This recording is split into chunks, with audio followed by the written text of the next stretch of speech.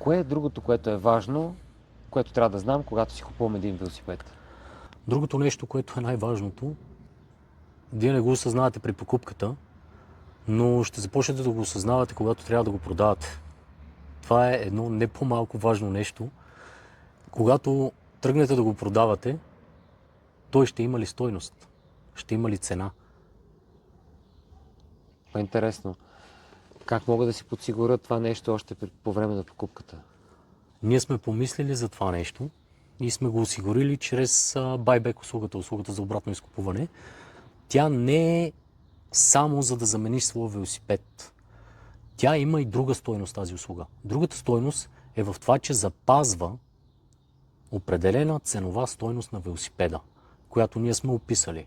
Запазвайки тази стойност на велосипеда, вие не се налага да го продавате под нея.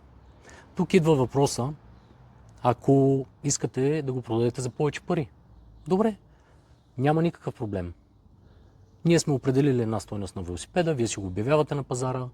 Да кажем, че ако обявената стойност на велосипеда, която ние ще го закупим е 500 лева, вие го обявявате на пазара за 600, за 700 лева и си го продавате.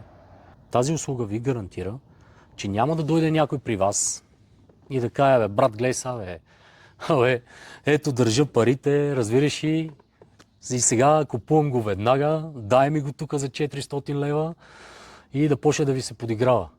Тук вече вие спокойно може да му кажете: много се радвам, на вашето предложение, желая ви лек и успешен ден, но X-Ruler на мене ми гарантира по-добра цена от тази, която вие предлагате.